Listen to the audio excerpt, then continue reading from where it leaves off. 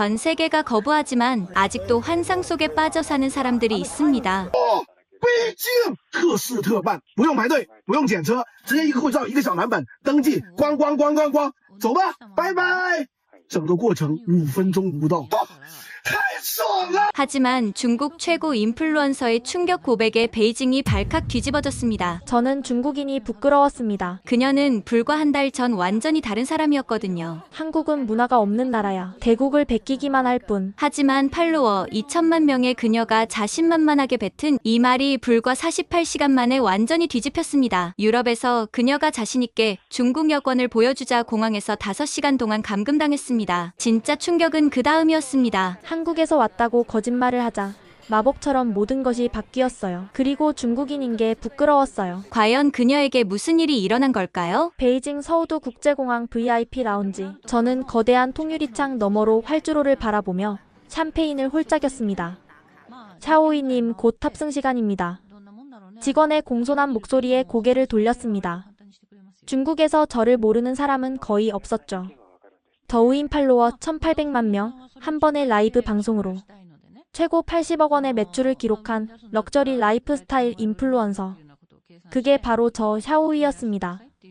지금 라이브 켜도 될까요? 물론이죠. 저희도 영광입니다. 휴대폰을 들어 올리자 순식간에 50만 명이 접속했습니다. 여러분, 드디어 유럽으로 출발해요.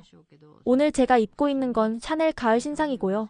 이 가방은 댓글창이 폭발했습니다. 여신님 너무 예뻐요. 유럽 정복 가자. 언니 따라서 샤넬 백 샀어요. 저는 자신감 넘치는 미소를 지으며 카메라를 돌렸습니다. 라운지 직원들이 저를 위해 특별히 준비한 과일 플레이트, 퍼스트 클래스 전용 게이트, 그리고 제 옆에 쌓여있는 10개의 명품 가방들. 이번 여행은 단순한 쇼핑 투어가 아니에요. 유럽 최고의 브랜드들과 콜라보 미팅도 있고 파리 패션위크 관련 행사도 참석할 예정이에요. 물론 여러분께 보여드릴 특별한 콘텐츠도 가득 준비했고요. 게이트가 열리자 에어차이나 직원들이 일렬로 서서 저를 맞이했습니다. 샤오이님, 오늘도 저희 항공을 이용해주셔서 감사합니다. 기장이 직접 나와 인사를 건넸고 승무원들은 저와 함께 사진을 찍고 싶어 했습니다. 이런 대접은 이미 익숙했지만 그래도 기분이 좋았죠. 퍼스트 클래스 좌석에 앉아 다시 라이브를 켰습니다. 여러분 보이시나요? 이게 바로 퍼스트 클래스예요. 좌석이 완전히 침대로 변하고 미슐랭 셰프가 만든 요리를 먹을 수 있어요. 그리고 저는 창밖을 가리켰습니다. 곧 있으면 이 비행기가 저를 파리로 데려다 줄 거예요. 유럽은 제 놀이터가 될 거고 저는 그곳에서도 여왕처럼 대접받을 거예요. 왜냐하면 카메라를 정면으로 바라봤습니다. 저는 중국의 샤오이니까요. 돈도 있고 영향력도 있고 무엇보다 1800만 명의 여러분이 있잖아요. 댓글창은 또다시 폭발했습니다. 언니 최고. 중국의 자랑. 유럽 정복 화이팅. 이륙을 앞두고 라이브를 종료하면서 저는 확신했습니다. 유럽에서도 저는 특별한 대우를 받을 것이고 최고의 콘텐츠를 만들어낼 것이라고요. 승무원님, 샴페인 한 잔 더 주실 수 있나요? 물론이죠, 샤오이님. 페리에 주에 드릴까요? 돔 페리뇽 드릴까요? 돔 페리뇽으로 주세요. 황금빛 샴페인이 크리스털 잔에 따라지는 것을 보며 저는 생각했습니다. 이 세상에서 저를 막을 수 있는 건 아무것도 없다고. 돈, 명성, 영향력, 저는 모든 것을 가지고 있었으니까요. 비행기가 활주로를 달리기 시작했습니다. 중국을 떠나 유럽으로 향하는 12시간의 비행. 그것이 제 인생에서 가장 큰 전환점이 될 거라고는 상상도 못했죠. 잠들기 전 마지막으로 위챗 모멘트에 글을 올렸습니다. 유럽아, 내가 간다. 준비됐니? 수천 개의 좋아요와 댓글이 달리는 것을 확인하고 눈을 감았습니다. 파리에 도착하면 가장 먼저 샹젤리제 거리를 누비며 라이브를 켤 생각에 가슴이 두근거렸습니다. 하지만 12시간 후 샤를 드골 공항에서 저를 기다리고 있던 건 제가 상상했던 환영이 아니었습니다. 샤를 드골 공항에 도착했을 때까지도 저는 들떠 있었습니다.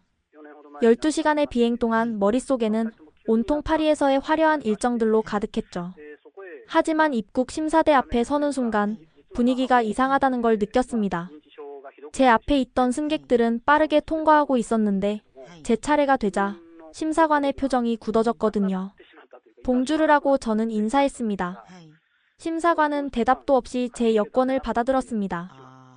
빨간색 중국 여권. 그는 첫 페이지를 넘기더니 컴퓨터 화면과 여권을 번갈아 보기 시작했습니다. 여행 목적이 뭐죠? 라고 그가 영어로 물었습니다. 관광이요. 그리고 비즈니스 미팅도 있어요. 비즈니스? 어떤 비즈니스? 저는 인플루언서예요. 패션 브랜드들과 미팅이. 그는 제 말을 끊고 동료를 불렀습니다. 두 사람이 프랑스어로 뭔가를 주고받더니 저를 다시 쳐다봤습니다. 옆으로 가서 기다리세요. 네? 왜요? 전 급한 일정이. 옆으로 가세요. 지금. 저는 당황해서 지정된 장소로 갔습니다. 그런데 그때 옆 심사대를 보고 깜짝 놀랐어요. 한국인으로 보이는 젊은 여성이 심사를 받고 있었는데 분위기가 완전히 달랐거든요. 안녕하세요. 파리는 처음이세요? 라고 심사관이 먼저 영어로 친근하게 말을 걸었습니다. 네, 처음이에요. 좋은 시간 보내세요. 봉 보야주. 라고 프랑스어로 작별 인사를 했습니다. 도장 쿠. 끝이었습니다. 3분도 안 걸렸어요. 저는 믿을 수가 없었습니다. 저는 벌써 15분째 기다리고 있는데 샤오이지? 제복을 입은 직원이 다가왔습니다. 추가 확인이 필요해서요. 이쪽으로 오세요. 별도의 사무실로 안내되었습니다. 작은 방에는 책상 하나와 의자 몇 개가 전부였어요. 호텔 예약 확인서 있어요? 네, 여기요. 은행 잔고 증명서는? 그것도 여기 있어요. 귀국 항공권은? 이것도 있어요. 근데 왜? 브랜드 미팅이라고 했죠? 초청장 있어요? 저는 이메일로 받은 초청장들을 모두 보여줬습니다. 에르메스, 샤넬, 디올 하지만 그는 여전히 의심스러운 눈빛이었어요. 실제로 이 브랜드들이 당신을 초청했다는 걸 어떻게 증명하죠? 제가 중국에서 유명한 인플루언서라고 했잖아요. 팔로워가 1800만. 중국에서 유명한 건 여기서는 상관없어요. 그의 차가운 말에 저는 얼어붙었습니다. 1시간이 지났습니다. 계속해서 같은 질문들이 반복됐어요. 왜 왔는지, 얼마나 있을 건지, 돈은 충분한지, 진짜 돌아갈 건지. 창밖으로 다른 승객들이 자유롭게 통과하는 모습이 보였습니다. 특히 한국인들은 정말 빠르게 통과하더군요. 여권 색깔만 봐도 알 수 있었어요. 남색 여권을 든 사람들은 거의 문제없이 통과했습니다. 왜 저만 이러는 거죠? 제가 참다 못해 물었습니다. 보안 절차예요. 중국 여권 소지자들은 추가 확인이 필요해요. 그는 무미건조하게 대답했습니다. 2시간째 저는 작은 의자에 앉아 기다렸습니다. 목도 마르고 화장실도 가고 싶었지만 말할 수가 없었어요. 3시간째 또 다른 직원이 와서 제 가방을 모두 열어보라고 했습니다. 이게 다 뭐죠? 명품 가방들이에요. 제 거예요. 영수증 있어요? 네, 다 있어요. 하나하나 확인하는 그들을 보며 저는 처음으로 모욕감을 느꼈습니다. 마치 제가 범죄자라도 된 것 같았어요. 4시간째 저는 지쳐서 의자에 늘어져 있었습니다. 그때 한국인 가족이 입국장을 통과하는 걸 봤어요. 아이들은 웃고 있었고 부모는 여유롭게 짐을 끌고 있었죠. 심사관이 그들에게 손을 흔들며 인사하는 것까지 보였습니다. 좋아요. 이번엔 통과해요. 5시간 만에 드디어 허가가 났습니다. 하지만 그들이 제 여권에 도장을 찍으며 한 말은 잊을 수가 없어요. 다음엔 더 확실한 서류를 준비하세요. 중국 여권은 문제가 많아서요. 저는 무거운 발걸음으로 입국장을 나왔습니다. 기다리고 있던 리무진 기사는 이미 지쳐 있었고 제 휴대폰에는 팬들의 걱정 어린 메시지가 수백 개 쌓여 있었어요. 언니 왜 이렇게 연락이 없어요? 무슨 일 있어요? 라이브는 언제예요? 저는 차에 올라타서야 겨우 답장을 보냈습니다. 미안해요. 공항에서 좀 시간이 걸렸어요. 하지만 진실은 말할 수 없었죠. 중국 최고의 인플루언서가 공항에서 5시간 동안 억류됐다는 사실을. 그것도 단지 중국 여권을 가졌다는 이유만으로. 파리의 화려한 야경이 차창 밖으로 스쳐 지나갔습니다. 에펠타워의 불빛이 반짝였지만 제 마음은 무거웠어요. 이게 시작일 뿐이라는 걸 저는 아직 몰랐습니다. 다음 날 아침, 저는 어제의 불쾌한 경험을 잊어보려고 일찍 일어났습니다.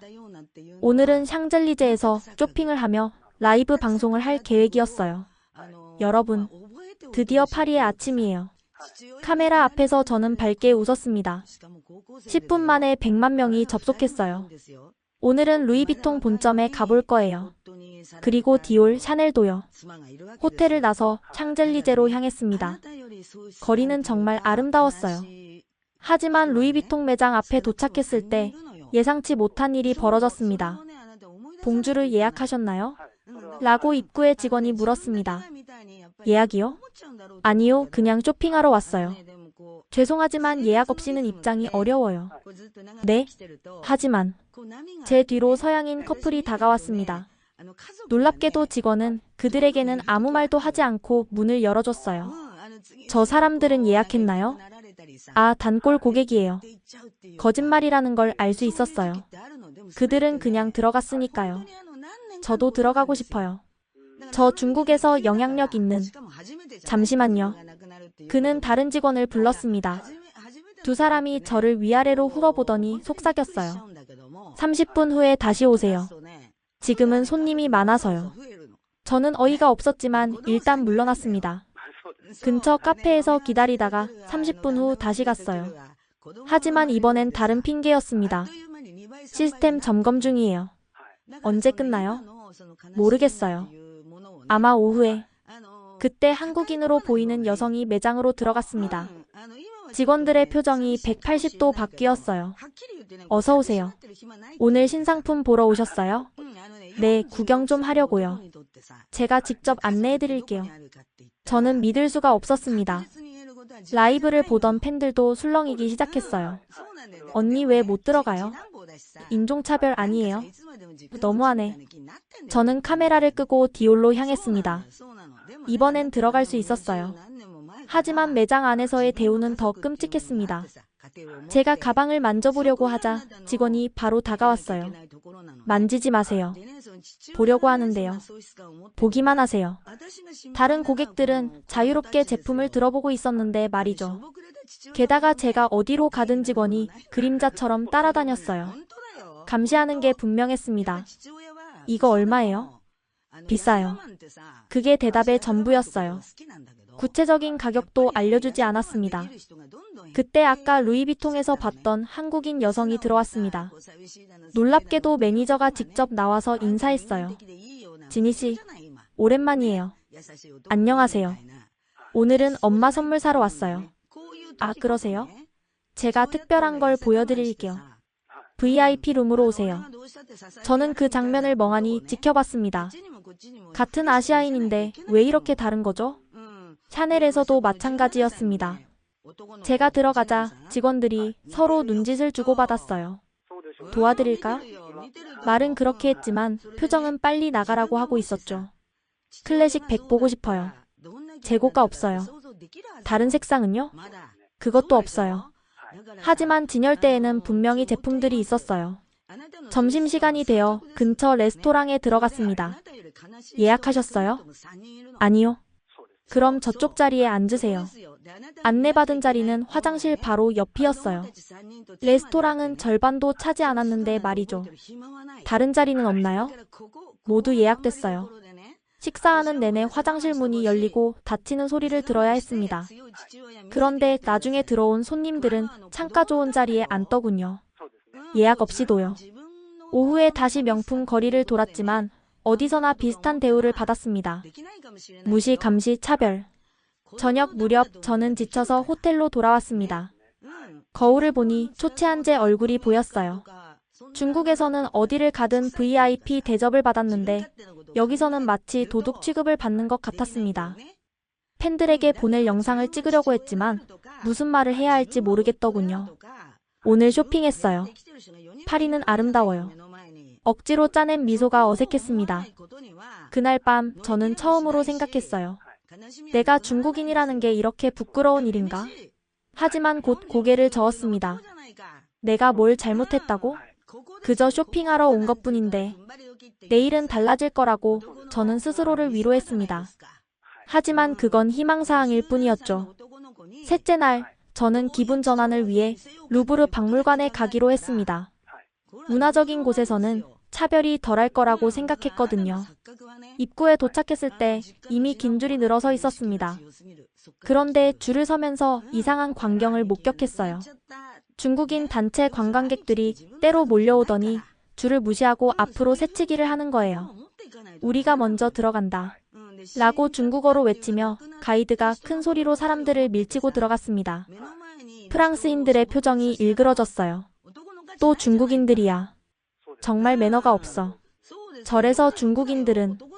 저는 얼굴이 화끈거렸습니다. 같은 중국인으로 묶여서 욕을 먹는 기분이었어요. 드디어 입장할 차례가 되었는데 보안 검색대에서 직원이 저를 따로 불렀습니다. 가방 열어보세요. 네? 모든 가방을 다 열어서 보여주세요. 제 앞뒤로 통과한 사람들은 간단한 엑스레이 검사만 받았는데 저는 가방을 하나하나 열어서 보여줘야 했어요. 이건 뭐죠? 카메라예요. 저 인플루언서라서. 촬영 금지예요. 알고 있죠? 네, 알아요. 10분간의 검사 끝에 겨우 들어갈 수 있었습니다. 박물관 안은 정말 아름다웠어요. 하지만 곧 또 다른 충격적인 장면을 보게 됐습니다. 모나리자 앞에 도착했을 때 중국인 관광객들이 난리를 치고 있었어요. 사진. 플래시 터트리는 소리가 연신 들렸습니다. 금지 표시가 있는데도 말이죠. 어떤 사람은 작품 보호줄을 넘어가려고 하고 어떤 사람은 큰 소리로 떠들었어요. 박물관 직원들이 달려왔습니다. 촬영 금지입니다. 스톱. 이라고 영어로 외쳤습니다. 하지만 중국인 관광객들은 못 들은 척했어요. 괜찮아. 라고 중국어로 말하며 계속했습니다. 그들이 지나간 자리에는 쓰레기가 나뒹굴었습니다. 과자 봉지, 물병, 심지어 껌까지.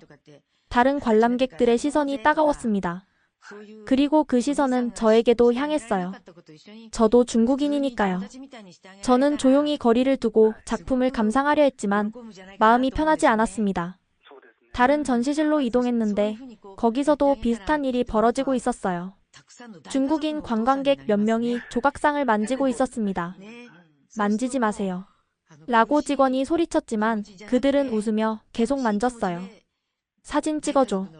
이거 만지는 거. 저는 견딜 수가 없어서 중국어로 말했습니다. 그러지 마세요. 규칙을 지켜야죠. 그들이 저를 쳐다봤어요. 뭐야, 너도 중국인이면서 왜 그래? 우리 때문에 중국인 전체가 욕먹어요. 에이, 신경 쓰지 마. 우리가 돈스러운 거잖아. 그들은 제 말을 무시하고 계속했습니다. 점심시간, 박물관 카페테리아에서도 중국인들의 행동은 도를 넘었어요. 음식을 들고 가다가 흘리고 큰 소리로 떠들고 자리를 여러 개 차지하고 한 프랑스 할머니가 작은 소리로 말했어요. 저것 봐. 절에서 우리가 중국인을 싫어하는 거야. 그 말이 제 가슴에 비수처럼 꽂혔습니다.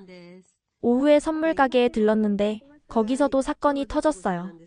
중국인 관광객이 물건을 떨어뜨려 깨뜨렸는데 그냥 가려고 하는 거예요. 저기요. 이거 깨뜨렸잖아요. 직원이 불렀지만 그는 모른 척 나가버렸습니다. 직원이 한숨을 쉬며 말했어요. 매일 이래요. 중국인들 때문에 우리가 규칙을 계속 강화해야 해요. 그때 한국인 가족이 들어왔습니다. 아이들이 뛰어다니려고 하자 부모가 바로 제지했어요. 조용히 해야지. 여기는 박물관이야. 물건을 구경할 때도 조심스럽게 만졌고 계산할 때는 줄을 서서 차례를 기다렸습니다. 직원의 표정이 밝아졌어요. 한국 분들은 항상 매너가 좋아요. 감사합니다. 저는 그 차이를 똑똑히 봤습니다. 같은 아시아인인데 행동이 이렇게 다르다니. 박물관을 나오면서 저는 깊은 고민에 빠졌습니다. 중국인이 차별받는 데는 이유가 있었던 거예요. 우리의 행동이 우리의 이미지를 만들고 있었습니다. 그날 밤 호텔에서 저는 오랜만에 라이브를 켰어요. 여러분, 오늘 루브르에 갔었는데요. 하지만 무슨 말을 해야 할지 모르겠더군요. 우리 동포들의 부끄러운 행동을 말해야 할까요? 아니면 그냥 넘어가야 할까요? 결국 저는 박물관이 아름다웠다는 말만 하고 방송을 끝냈습니다. 하지만 마음속에는 씁쓸함이 가득했어요. 우리가 먼저 변하지 않으면 이 차별은 계속될 거라는 생각이 들었거든요. 그리고 저는 위험한 생각을 하기 시작했습니다. 만약 내가 중국인이 아닌 다른 나라 사람이라고 하면 어떨까? 넷째 날 저녁, 저는 센 강변의 유명한 레스토랑을 예약하려고 했습니다. 전화를 걸었더니 이런 대답이 돌아왔어요. 죄송합니다. 오늘은 풀 부킹이에요. 내일은요? 내일도 예약이 꽉 찼네요. 그럼 언제 가능하죠? 다음 주나 가능할 것 같은데요. 전화를 끊고 저는 생각에 잠겼습니다. 정말 예약이 꽉 찬 걸까? 아니면 호기심이 생겼습니다. 30분 후 저는 다시 전화를 걸었어요. 이번엔 완전히 다른 톤으로 말했습니다. 안녕하세요. 예약하고 싶은데요. 네, 언제로 해드릴까요? 오늘 저녁 가능한가요? 몇 분이세요? 혼자요. 어디서 오셨어요? 순간 저도 모르게 말이 나왔습니다. 한국에서요. 아, 한국. 좋아요. 8시에 자리 있어요. 성함이? 저는 당황했지만 얼떨결에 대답했어요. 김수진이요. 네, 김수진 씨. 8시에 기다리겠습니다. 전화를 끊고 저는 충격에 빠졌습니다. 같은 레스토랑, 같은 날, 같은 시간. 단지 한국에서 왔다고 했을 뿐인데 갑자기 자리가 생겼어요. 저녁 8시 저는 레스토랑에 도착했습니다. 봉수아, 예약하신 분이세요? 라고 직원이 물었습니다. 네, 김수진입니다. 아, 한국에서 오셨다고요? 어서 오세요. 직원이 저를 창가의 가장 좋은 자리로 안내했어요. 센 강이 한눈에 보이는 낭만적인 자리였죠. 와인 추천해드릴까요? 네, 부탁해요. 한국 분들이 좋아하시는 걸로 준비하겠습니다. 서비스는 완벽했어요. 직원들은 친절했고 음식은 빨리 나왔고 중간중간 괜찮은지 물어봐주기까지 했습니다. 식사를 하면서 저는 복잡한 기분이었어요. 이게 바로 한국인이 받는 대우구나. 나도 이런 대우를 받을 수 있구나. 디저트는 어떤 걸로 하시겠어요? 추천해주세요. 저희 시그니처 수플레가 있는데 20분 정도 기다리셔야 해요. 괜찮아요. 한국 분들은 항상 여유가 있으셔서 좋아요. 디저트를 기다리면서 옆 테이블을 보니 중국인 관광객들이 앉아 있었어요. 그런데 그들에 대한 직원들의 태도는 완전히 달랐습니다. 주문을 받을 때도 짜증스러운 표정이었고 음식도 늦게 나왔어요. 계산할 때 직원이 물었습니다. 파리는 처음이세요? 네, 처음이에요. 한국인들이 파리를 정말 사랑해주셔서 저희도 기뻐요. 또 오세요. 레스토랑을 나오면서 저는 이상한 쾌감을 느꼈습니다. 동시에 죄책감도 들었고요. 다음 날 저는 더 대담해졌습니다. 명품 매장에 들어가면서 직원이 물었을 때 또 거짓말을 했어요. 어디서 오셨어요? 서울에서요. 마법 같은 일이 일어났습니다. 어제까지 저를 감시하던 그 매장에서 직원이 커피를 가져다 줬어요. 천천히 구경하세요. 필요하시면 불러주시고요. VIP 룸으로 안내받았고 신상품을 먼저 보여줬고 심지어 할인까지 제안했습니다. 한국 고객님들께는 특별 할인을 해드려요. 저는 황홀했습니다. 이게 바로 내가 받고 싶었던 대우였어요. 하지만 거울에 비친 제 모습을 보니 왠지 초라해 보였습니다. 나는 누구지? 샤오이? 아니면 가짜 김수진? 일주일 동안 저는 계속 한국인 행세를 했습니다. 미술관에서 한국 학생들은 예술을 정말 사랑하죠. 카페에서 한국인들은 커피 문화를 잘 아시더라고요. 부티크에서 한국 패션은 정말 앞서가요. 모든 곳에서 환대받았습니다. 차별은 사라졌고 무시는 없었고 의심의 눈초리도 받지 않았어요. 하지만 밤마다 호텔로 돌아올 때면 죄책감이 밀려왔습니다. 거짓말은 점점 커졌고 저는 가짜 정체성에 중독되어 가고 있었어요. 어느 날 저녁 와인바에서 한국인이라고 하니 주인이 한국 소주를 가져왔어요. 한국 친구한테 선물 받았어요. 같이 마셔요. 안에 소주잔을 들면서 저는 손이 떨렸습니다. 이 거짓말은 언젠가 들통날 거예요. 하지만 멈출 수가 없었습니다. 중국인 샤오후이로서는 받을 수 없는 존중과 환대를 가짜 김수진은 너무나 쉽게 받을 수 있었으니까요. 일주일째 되는 날, 저는 완전히 다른 사람이 되어 있었습니다. 아침에 일어나면 자연스럽게 한국인 김수진의 페르소나를 쓰고 저녁에 호텔로 돌아와서야 중국인 샤오이로 돌아왔죠. 그날은 에르메스 본점에 가기로 했습니다. 일주일 전 중국인으로서 갔을 때는 입구에서부터 막혔던 곳이었죠. 봉주르 마담이라고 직원이 인사했습니다. 안녕하세요. 어디서 오셨나요? 이제는 자연스럽게 나왔습니다. 한국 서울에서요. 직원의 얼굴이 환해졌어요. 오, 한국 고객님이시군요. 어서 오세요. 뭘 찾으시나요? 버킨백을 보고 싶은데요. 물론이죠. 잠시만요. 그는 저를 2층 VIP룸으로 안내했습니다. 샴페인과 마카롱이 준비되어 있었어요. 한국 고객님들은 저희 브랜드를 정말 사랑해주셔서 저희도 특별히 모시고 있어요. 어떤 색상을 선호하시나요? 매니저가 직접 나와서 여러 개의 버킨백을 보여줬습니다. 일반 고객들에게는 재고가 없다고 하는 그 가방들이었죠. 이건 이번 시즌 한정판이에요. 한국에는 아직 입고되지 않았을 거예요. 정말요? 네, 한국 고객님들께만 특별히 먼저 보여드리고 있어요.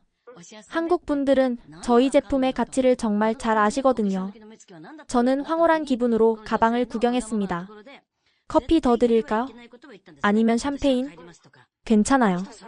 한국 분들은 항상 겸손하셔서 좋아요. 중국 고객들과는 정말 달라요. 순간 뜨끔했습니다. 중국 고객들이 어떤가요? 매니저가 작은 목소리로 말했어요. 솔직히 말씀드리면 좀 피곤해요. 매너도 없고 시끄럽고 가끔은 물건을 훔치려고도 해요. 그래서 우리가 더 조심스러워졌죠. 제 얼굴이 빨개졌습니다.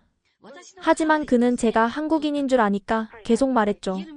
한 번은 중국 손님이 가방을 보더니 가짜라고 우기는 거예요.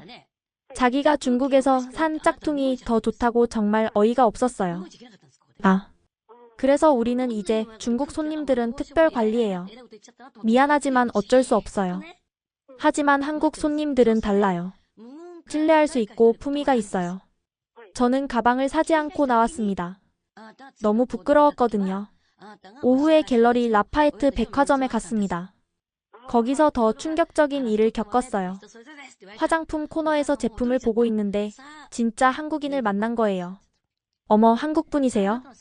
갑작스러운 한국어에 저는 얼어붙었습니다. 아네, 반가워요. 혼자 여행 중이세요? 저는 민지예요. 저는 수진이에요. 어디 사세요? 전 강남에 사는데 식은땀이 흘렀습니다. 저는 그 홍대 쪽에. 아, 홍대. 좋죠. 근데 발음이 좀 특이하시네요. 교포세요? 아, 네, 어렸을 때 외국에 살아서. 거짓말에 거짓말을 더하고 있었습니다. 민지는 의심 없이 믿어줬어요. 그래서 그런가 보네요. 근데 여기 직원들 한국인한테 정말 친절하지 않아요? 네, 그러네요. 처음에는 좀 미안했는데 이제는 당연하게 받아들여져요. 우리나라 이미지가 정말 좋아졌구나 싶고. 그녀의 자부심 넘치는 표정을 보니 더욱 부끄러웠습니다. 참, 이따가 저녁 같이 드실래요? 한국 사람 만나니까 너무 반가워요. 아, 저는 약속이 있어서. 그럼 카톡이라도 교환해요. 핸드폰이 고장나서. 민지는 의아한 표정을 지었지만 더 묻지는 않았어요. 그럼 또 만나면 인사해요. 여행 잘하세요. 그녀가 떠난 후 저는 급하게 백화점을 빠져나왔습니다. 거리를 걷다가 작은 거울에 비친 제 모습을 봤어요. 한국인인 척하느라 어색하게 웃고 있는 제 얼굴이 너무 비참해 보였습니다. 그때 깨달았어요. 이 거짓말은 더 이상 달콤하지 않다는 것을. 매번 한국인이라고 할 때마다 제 정체성을 부정하고 있었고 중국인인 제 자신을 스스로 모욕하고 있었던 거예요. 하지만 이미 너무 깊이 빠져 있었습니다. 샤오이로는 받을 수 없는 대우를, 김수진은 너무나 쉽게 받을 수 있었으니까요. 그날 밤 저는 호텔방에서 울었습니다.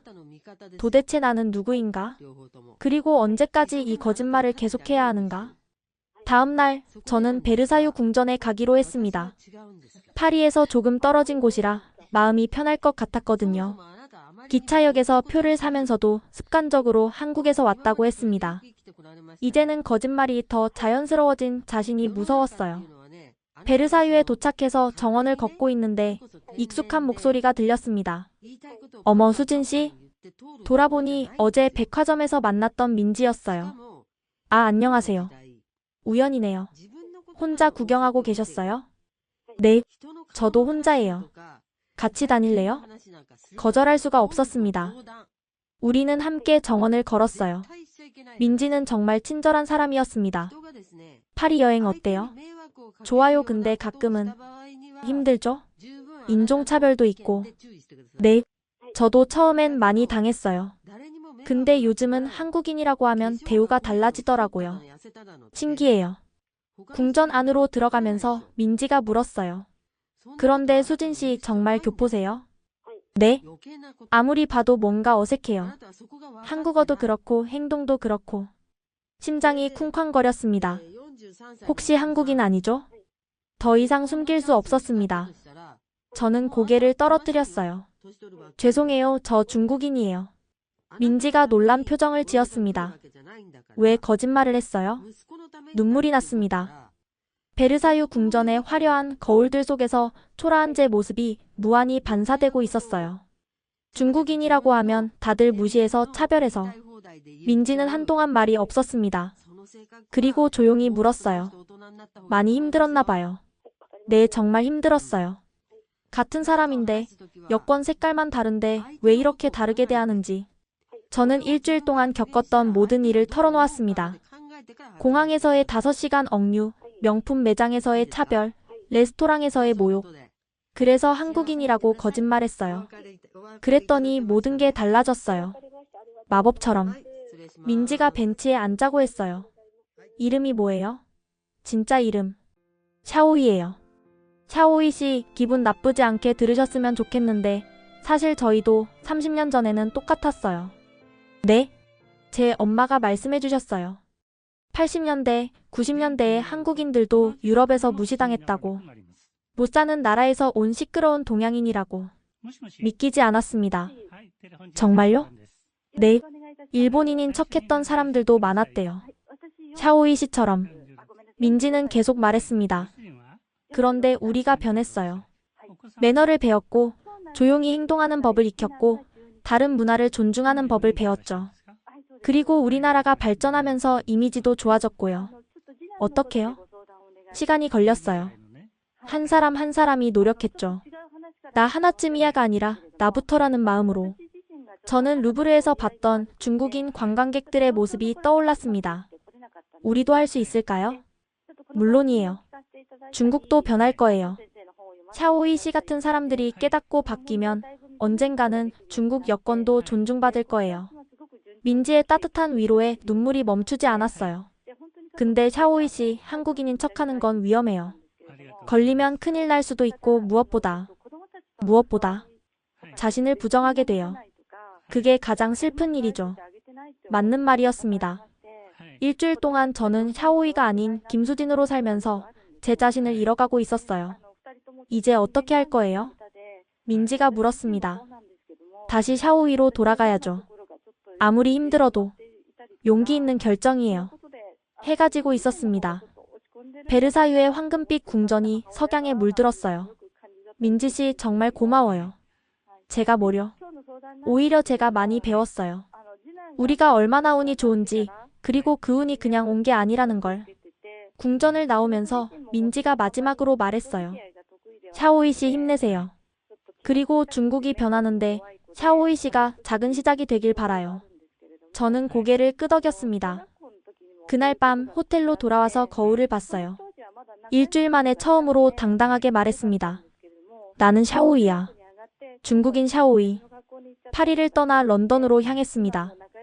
이번엔 거짓말 없이 중국인 샤오이로서 가기로 했죠. 히드로 공항 입국 심사. 예상대로 또 별실로 안내됐습니다. 하지만 이번엔 덤덤했어요. 여행 목적은? 라고 심사관이 영어로 물었습니다. 관광입니다. 얼마나 체류할 예정인가요? 3일입니다. 2시간의 대기 끝에 입국 허가를 받았습니다. 예전 같았으면 분노했겠지만 이제는 받아들일 수 있었어요. 이게 현실이니까요. 다음 날 대형 박물관에 갔습니다. 그리고 거기서 또다시 충격적인 장면을 목격했어요. 중국인 단체 관광객들이 고대 이집트 전시관에서 난동을 부리고 있었습니다. 이거 만져봐. 진짜야. 사진 찍어. 빨리. 한 아주머니가 유리 케이스를 열려고 하고 있었어요. 멈추세요. 제가 중국어로 소리쳤습니다. 뭐야, 너는? 그러면 안 돼요. 이건 인류의 유산이에요. 젊은 것이 뭘 안다고 참견이야? 그때 박물관 직원들이 달려왔습니다. 또 중국인들이군. 정말 지긋지긋해. 라고 한 직원이 영어로 중얼거렸어요. 죄송합니다. 제가 설명하겠습니다. 제가 영어로 말하자 직원이 놀랐어요. 당신도 중국인이에요? 네, 정말 죄송합니다. 제가 그들에게 설명할게요. 저는 관광객들에게 다가가 차분히 설명했습니다. 이 유물들은 수천 년 된 거예요. 우리가 함부로 만지면 손상될 수 있어요. 우리 자녀들도 보려면 지금 우리가 지켜야 해요.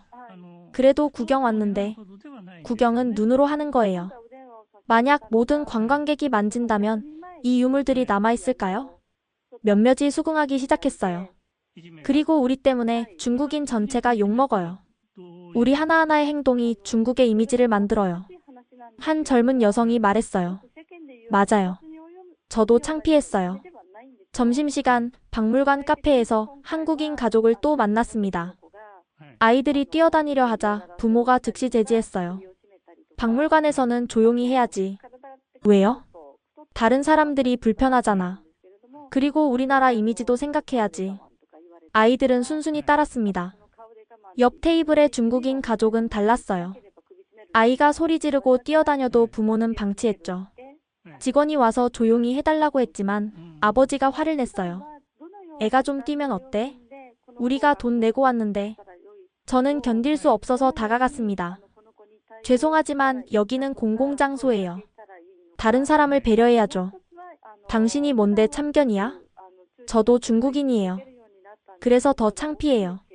우리 때문에 다른 중국인들도 피해를 봐요. 어머니가 말했어요. 그래도 애들은 원래. 아니에요.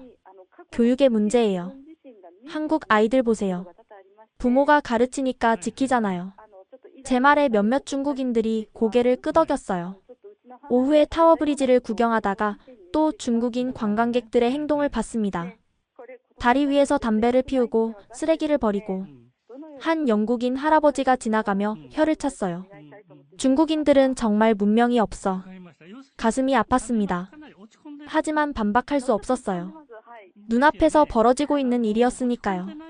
저녁 호텔로 돌아와 오랜만에 라이브 방송을 켰습니다. 여러분, 오늘은 솔직한 이야기를 하고 싶어요. 100만 명이 순식간에 접속했어요. 유럽에 와서 많은 걸 느꼈어요. 우리가 왜 차별받는지, 왜 무시당하는지. 댓글창이 술렁였습니다. 그들이 인종차별주의자라서? 돈이 많은 우리를 질투해서? 아니에요. 우리의 행동 때문이에요. 저는 목격한 모든 일들을 솔직하게 이야기했습니다. 줄을 서지 않고 시끄럽게 떠들고 규칙을 무시하고 이런 행동들이 쌓여서 중국인에 대한 이미지가 만들어진 거예요. 반발하는 댓글도 많았어요. 그래도 우리가 돈을 쓰는데 너무 서양에 아부하는 거 아니야? 하지만 공감하는 댓글도 있었습니다. 맞아요. 저도 해외 가서 창피했어요. 우리가 먼저 바뀌어야 해요. 여러분, 한국도 30년 전엔 우리와 같았대요. 하지만 그들은 변했어요. 한 사람 한 사람이 노력해서 나라의 이미지를 바꾼 거예요. 방송을 보던 사람들이 진지해지기 시작했어요. 우리도 할 수 있어요. 나부터, 지금부터 시작하면 돼요. 줄을 서고 조용히 하고 쓰레기를 줍고 작은 것부터요. 그날 방송은 2시간 동안 계속됐습니다. 처음으로 제품을 팔지 않았고 광고도 하지 않았어요. 그저 진실을 이야기했을 뿐입니다. 방송을 끝내고 창밖을 봤어요. 런던의 야경이 아름다웠습니다. 내일은 로마로 떠납니다. 그리고 며칠 후면 중국으로 돌아가겠죠. 하지만 저는 이미 다른 사람이 되어 있었습니다. 유럽 여행의 마지막 도시 로마. 레오나르도 다빈치 공항에서 귀국 비행기를 기다리며 저는 라이브 방송을 준비했습니다. 이번엔 평소와 다른 모습이었어요. 화려한 명품도 진한 화장도 없었죠. 여러분, 안녕하세요. 샤오이예요. 순식간에 500만 명이 접속했습니다. 오늘은 고백할 게 있어요. 댓글창이 궁금증으로 가득 찼습니다. 2주간의 유럽 여행이 끝났어요. 하지만 여러분께 보여드렸던 화려한 모습들 그게 전부는 아니었어요. 심호흡을 했습니다. 이제 모든 걸 털어놓을 시간이었죠. 사실 저는 한국인인 척했습니다. 댓글창이 얼어붙었어요. 그리고 곧 폭발했습니다. 뭐라고? 왜요? 거짓말이었어? 네, 거짓말했어요. 중국인이라고 하면 차별받아서 무시당해서 그래서 한국인이라고 했어요. 눈물이 나기 시작했습니다. 공항에서 5시간 동안 억류당했어요. 명품 매장에서는 도둑 취급받았고 레스토랑에서는 화장실 옆자리에 앉혀졌어요. 그런데 목이 메었습니다. 한국에서 왔다고 하니까 모든 게 바뀌었어요. VIP 대접을 받았고 친절한 서비스를 받았고 존중받았어요.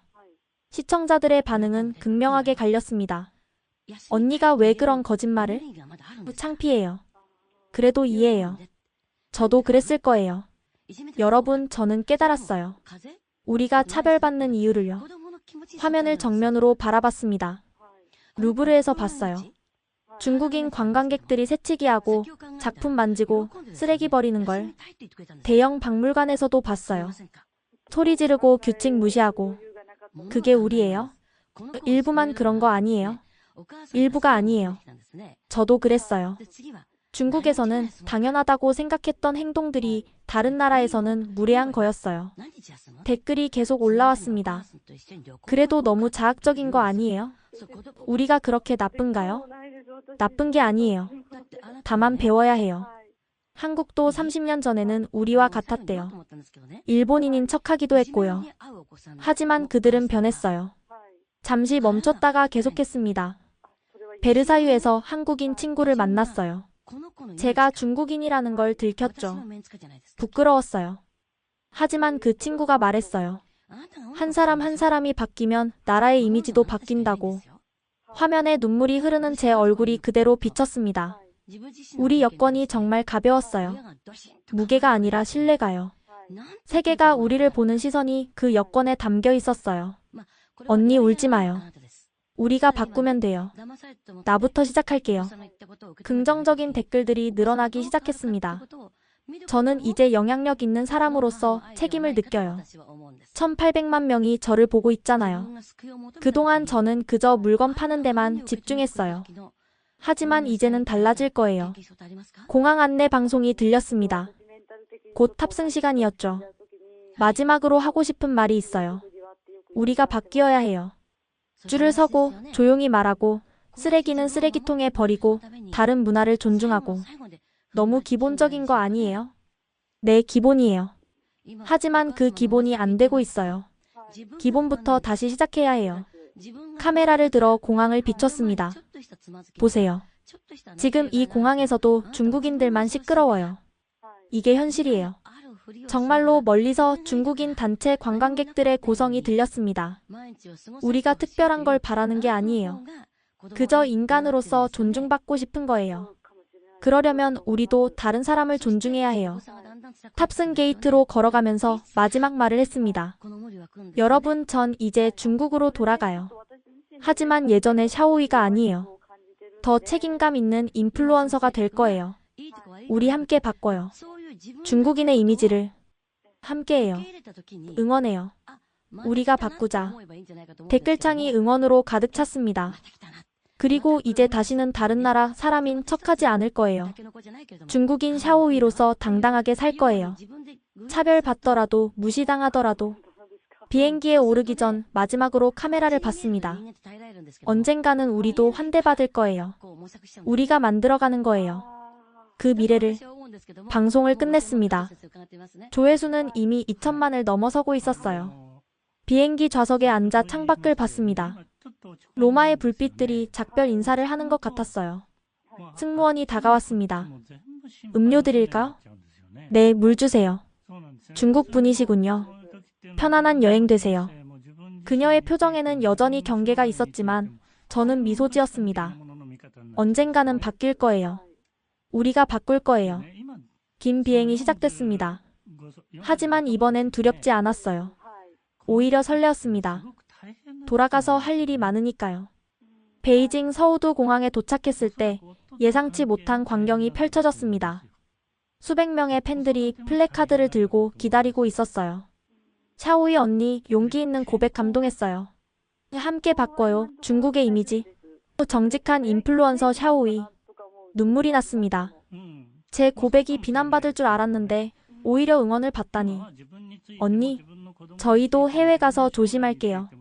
한 젊은 팬이 외쳤어요. 집으로 가는 길 휴대폰을 확인해 보니 메시지가 수천 개 쌓여 있었습니다.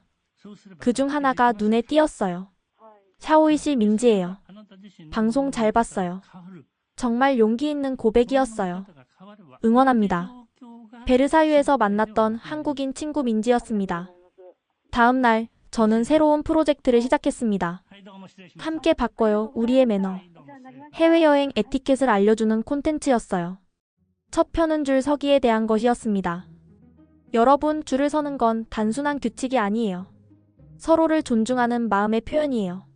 반응은 폭발적이었습니다. 하루 만에 조회수 5천만을 돌파했어요. 두 번째는 공공장소에서 조용히 하기, 세 번째는 쓰레기 처리하기. 댓글들이 달렸습니다. 이런 거 당연한 건데 왜 몰랐을까요? 앞으로 조심할게요. 우리 아이에게도 가르칠게요. 한 달 후 놀라운 메시지를 받았습니다. 샤오이님, 중국 관광청입니다. 문명 관광 캠페인 홍보대사를 제안하고 싶습니다. 공식적인 인정을 받은 것이었어요. 캠페인을 시작하면서 전국을 돌며 강연을 했습니다. 여러분, 우리 한 사람 한 사람이 중국의 얼굴이에요. 해외에서 우리의 행동 하나하나가 14억 중국인의 이미지를 만들어요. 베이징 대학교에서의 강연에서 한 학생이 물었습니다. 그래도 너무 서양 기준에 맞추는 거 아닌가요? 아니에요. 이건 동서양의 문제가 아니라 인간의 기본 예의예요. 남을 배려하고 존중하는 건 어느 문화에서나 중요해요. 6개월이 지났습니다. 파리의 한 카페에서 일하는 직원에게서 메시지가 왔어요. 샤오이 씨, 요즘 중국 관광객들이 많이 달라졌어요. 조용하고 예의 바르고. 당신의 캠페인 덕분인 것 같아요. 가슴이 뭉클했습니다. 작은 변화가 시작되고 있었어요. 몇 달 후, 저는 다시 유럽으로 떠났습니다. 이번엔 다큐멘터리 촬영차였어요. 파리 샤르드골 공항. 입국 심사대 앞에 섰습니다. 목적이 뭐죠? 라고 심사관이 영어로 물었습니다. 다큐멘터리 촬영이요. 심사관이 제 얼굴을 보더니 말했어요. 아, 당신이 그 유명한 샤오이군요. 환영합니다. 도장 후 5분 만에 통과했습니다. 믿을 수 없었어요. 중국 여권으로 이렇게 빨리 통과하다니. 샹젤리제의 명품 매장. 몇 달 전 제게 입장을 거부했던 그곳에 다시 갔습니다. 어서 오세요. 직원이 밝게 인사했어요. 혹시 작년에도 오셨나요? 네, 왔었어요. 죄송해요. 그때는 중국 손님들 때문에 안 좋은 일이 많아서, 하지만 요즘은 정말 달라졌어요. 변화는 확실히 일어나고 있었습니다. 그날 밤 호텔에서 라이브 방송을 켰습니다. 여러분, 몇 달 만에 다시 파리에 왔어요.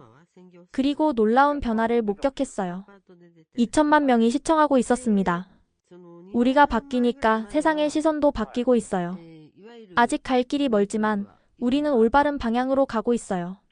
댓글창에는 자부심이 가득했습니다. 우리가 해냈어요. 앞으로도 계속 노력해요. 중국인으로서 자랑스러워요. 방송을 끝내고 창밖을 봤습니다. 에펠타워가 반짝이고 있었어요. 몇 달 전 그 자리에서 저는 중국인이라는 게 부끄러웠습니다. 하지만 지금은 달라요. 중국인 샤오이로서 저는 계속 노력할 것입니다. 우리의 여건이 정말로 무거워지는 그날까지. 신뢰와 존중으로 무거워지는 그날까지. 지금까지 중국 최고 인플루언서가 유럽에서 겪은 차별과 깨달음의 이야기를 들려드렸습니다. 한 사람의 용기 있는 고백이 수많은 사람들의 인식을 바꾸고 결국 국가의 이미지까지 변화시킨 놀라운 여정이었는데요. 여러분은 이 이야기를 들으며 어떤 생각이 드셨나요? 우리도 해외에서 대한민국을 대표한다는 마음으로 행동한다면 더 자랑스러운 나라가 될 수 있지 않을까요? 오늘 이야기가 마음에 드셨다면 좋아요와 구독 부탁드립니다. 그리고 주변 분들과 이 영상을 공유해 주세요. 작은 인식의 변화가 큰 변화를 만들어낼 수 있으니까요. 다음에도 더 흥미로운 이야기로 찾아뵙겠습니다. 지금까지 감동 편지함이었습니다. 감사합니다.